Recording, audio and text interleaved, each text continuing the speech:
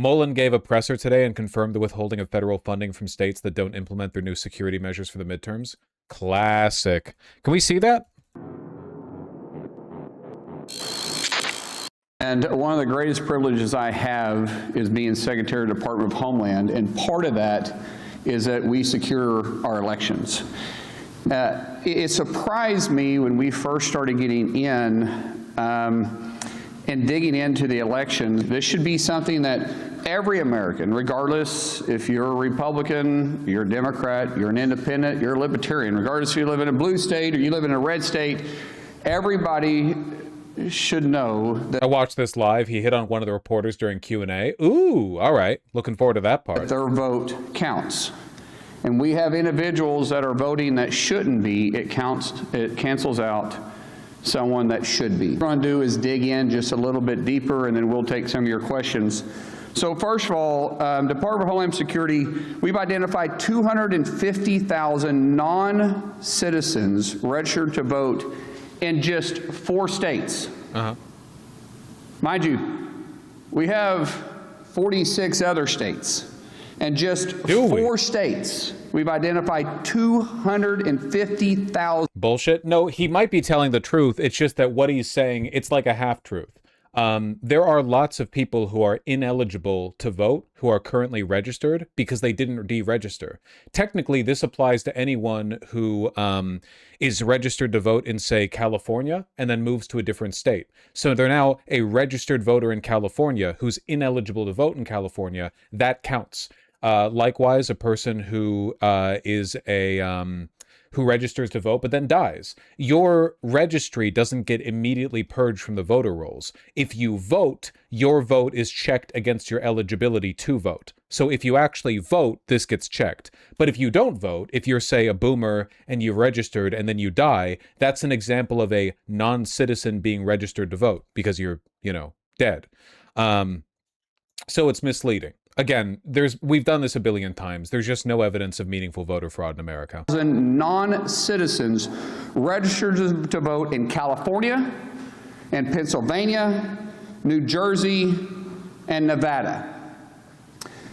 We also worked with proactive states to identify 28,000 non-citizens on their voter rolls, plus 400,000 individuals that are still registered to vote that are deceased.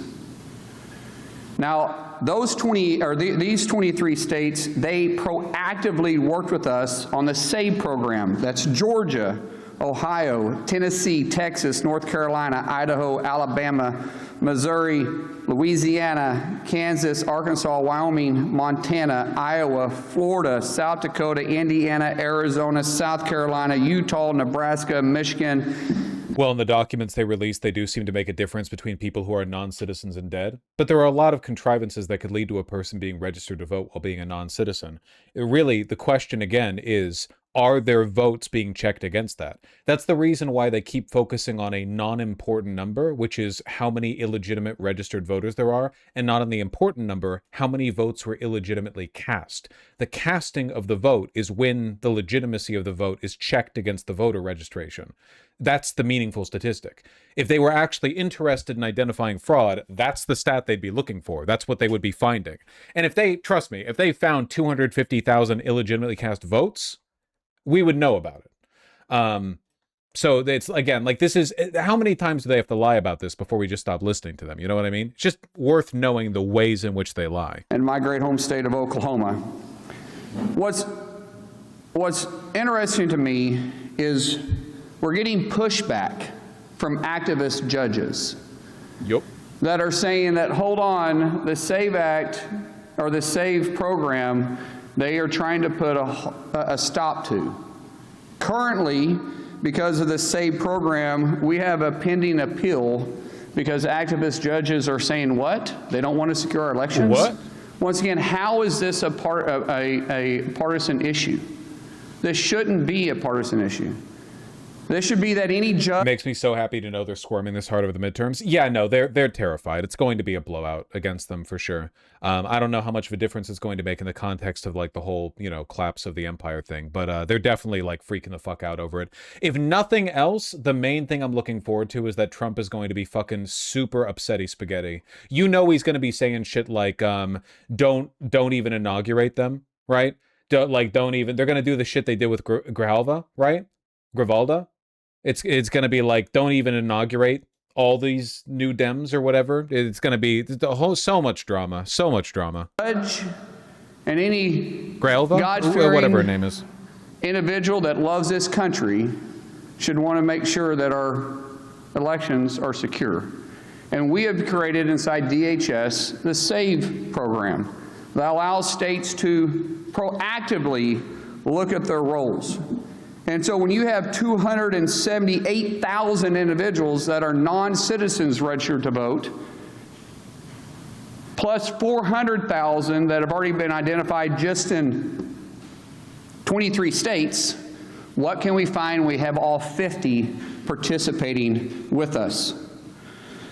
We know, talking about our machines, we know for sure that our foreign adversaries, not our allies, foreign adversaries have parts that are vital pieces in our voting machines.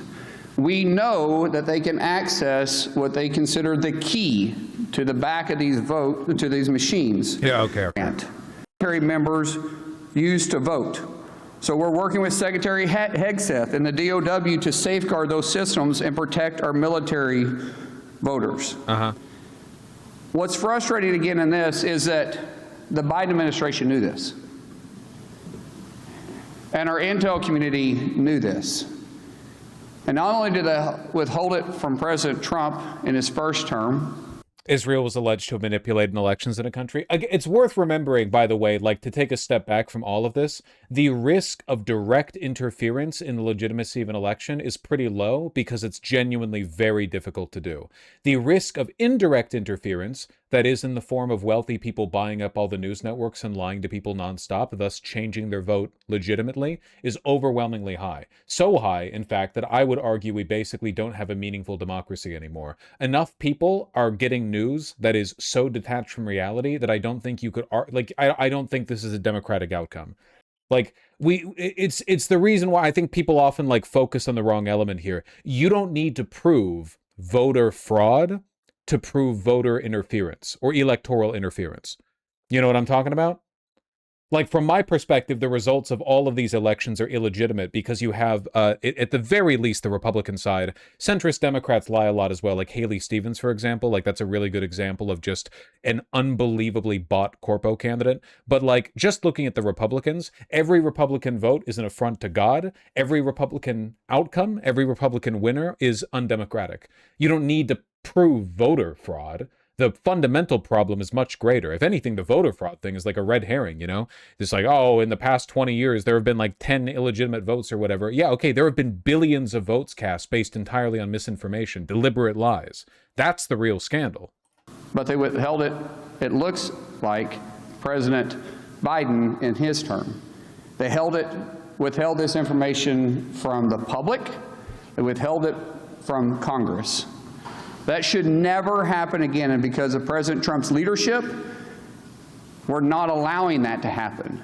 We're telling the American people not to scare them, but to ensure them that we are watching it. We're taking it serious. We will secure our elections. Underneath President Trump's directive, he has gave Department of Homeland Security and myself the tools and the resources we need to secure the elections. But we have to have the states partner with us. If they choose not to, then the voters should hold them accountable. When I was sworn in just over 100 days ago by President Trump, and I can tell you honestly, I haven't quit smiling. I think this is the greatest job that I could possibly have. I said at that time that I'm going to fight for your yard and your backyard like I do mine, regardless if it's a blue state or it's a red state. Department of Homeland Security isn't just keeping you safe on your streets, but we're keeping our voters safe and our elections safe. But we can only do that if we have full participation. They're so fucking boring. Right now, as I said, we only have 23 states participating with us. Out of just 4 blue states, to repeat that number, we found 250,000 non-citizens registered to vote. They're literally just offering to wire money to states to provide additional federal funding to states that do the SAVE Act internally. It's so fucking desperate, dude. So goddamn desperate. It's pathetic. We're not trying to change the outcome. We're trying to make sure that American people can trust our voting system. Real ID does not prove citizenship and does not give you the right to vote. You must be a U.S. citizen and you must be eligible to vote. Before and after the election, we will scrub all election records looking for illegal aliens and those who are ineligible to vote. That's literally what it does. What? Yeah, I don't know. I in my head, it's just like treason, treason, treason, treason, treason, treason. This is treason. It's just treason. The founding fathers would have had some words for you.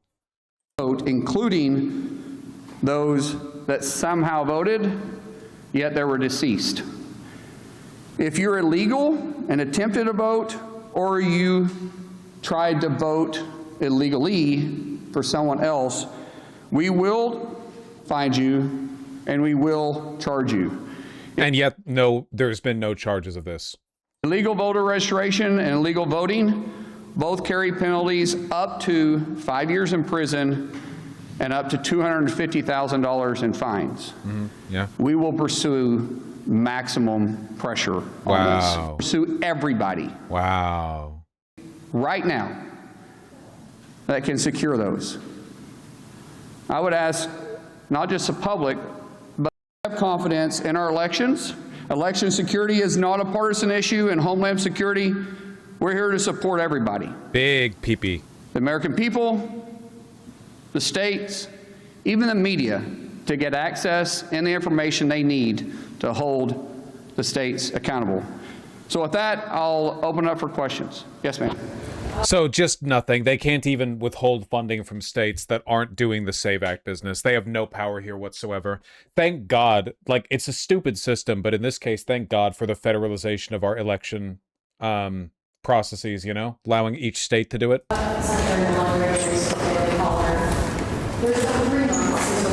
think I like the dollar better than Daily Mail. I really don't like that. I'll take it. We're on competition with each other. There's not 3 months until midterm elections. I'm sure people are watching President Trump's speech last night, they're watching their remarks today, and they're feeling uneasy about casting their vote in the midterm elections. Can you ensure that the midterm elections will be secure? First of all, great question. Thank you. When we start talking about can we ensure that the midterm elections are going to be secure? Yes, we absolutely can build confidence in the American people. The assumption the Save America Act passes, right? Yeah, but it's not going to. And even if it did, they couldn't do what they want to do. And even if they could do what they wanted to do, it would end up hurting them more than it would hurt us. So just on every Lamb's article on this, Mark Wayne Mullin has threatened election officials with prison time if they don't comply with the Trump admin's effort to change election policies. This is also illegal. Like, they can't actually do this. If they filed these charges, it would immediately be dismissed. They can't do anything here. The federal government has absolutely no authority to file federal charges against election workers. They're just trying to scare election workers into helping them cheat. How is threatening them even legal? I mean, doesn't matter. Prison time. Let me get a follow-up question and I'll get to you guys. Hold on one second. Yes. Secretary, the President has mentioned that there are intelligence officials who covered this up and kept it from him and President Biden. Do you have an estimate of how many intelligence officials were involved in this? There's no question the intelligence community from the FBI, CIA, and even other places within DHS, not underneath President Trump's leadership, but that was underneath the Biden administration, kept it from President Trump and the American people in Congress. We are currently going through those lists. We will hold each one of them accountable. Some people aren't here. Some people are no longer in the agencies. Those that are, we will be held accountable. Those that abused their role in this will definitely be held accountable, because there is no excuse. If you purposely disobeyed the law and you purposely went around statute, then you have an accountability, you have a legal reason to be held accountable. So fucking Yes, sir. lame. Yeah. Currently, I want to ask you a question about a state program that is also important at time and long associated press, reporting close to the office, who say that the experience and health issues of life, health history, violence, never been bad. What do you say, sir, to those Americans who are concerned the rates? Sir, I have not heard that at all, but we understand that it's being investigated, and we'll allow the investigation to go. Yeah, nothing's going to happen here. I don't know if he's already even done the flirting. A 16th straight district court has rejected the DOJ's bid to obtain state voter rolls, this one in Connecticut. 16 straight. God, it makes them look so weak. I'm telling you, the lame duck presidency is already happening. They're not going to do shit.